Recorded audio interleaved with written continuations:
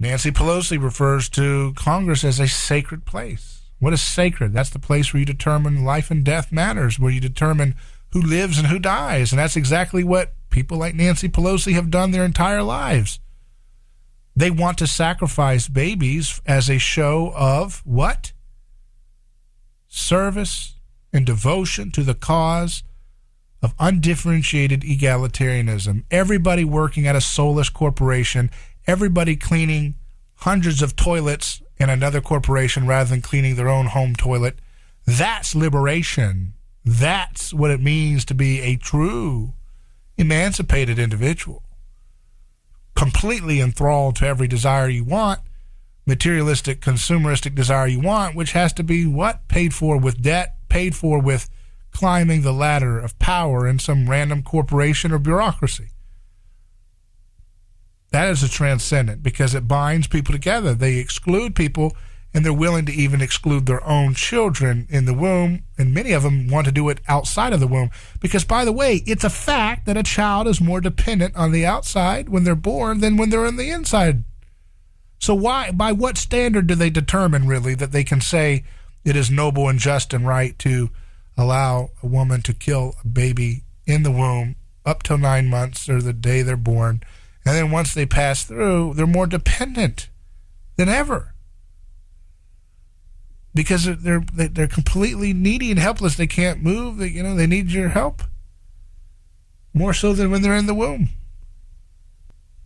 So, I mean, again, if their argument is a child's right to life is rendered null because of how dependent they are to another person's body, well, they're even more dependent when they're born. So what they really want to promote is infanticide and bullying, systemic bullying. You're smaller. You can't speak up for yourself. Your intelligence isn't on my level. You're not seen, and so therefore your life doesn't matter as much. That's bullying. And it's a religious thing because people feel the need to say, look, I will celebrate my abortion as a sign of my signaling my devotion to the proposition that human beings should be worshipped, human desire should be worshipped and elevated as sacred, human lust should be completely normalized as whatever you want, whenever you want it, however you want, with no consequences. It is the worship of human desire, the worship of mimetic desire, which is at the heart of the religion that we see around us today.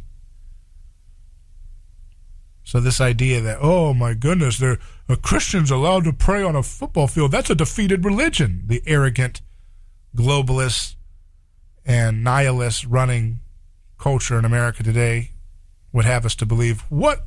We've defeated that religion. That's for the poor and illiterate people.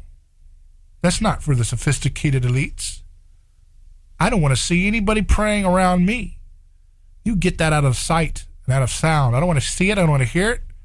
That's a defeated religion. That's the way they think.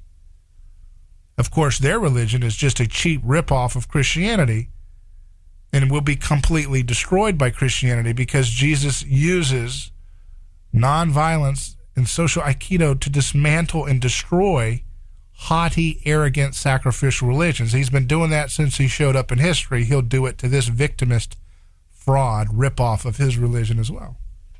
Not that he has a religion, but that's what they frame it as. So that's what we are looking at, this hypocrisy, the stunning hypocrisy of our time that wants to keep defeated, conquered foes on parade with their mouths shut. You don't get to express prayer. We can do our rituals. We can do our sacraments. We can do our disgusting things. We can shove our worldview and catechize and proselytize on every TV show, every social media ghetto algorithm, every college, every university, every textbook, teachers union, right? Magazines, newspapers, right? All these different things, music industry, Hollywood, all these people have to catechize and proselytize people into their worldview, and they can't dare think about you being able to express your worldview as well. You're supposed to know your place and shut your mouth. That's the way they want it to be, because that's what tolerance is all about. You know, you usually got a hateful home when they have a sign out that says, hate has no home here. Stay the heck away from that home. It's going to be some vicious, nasty people typically.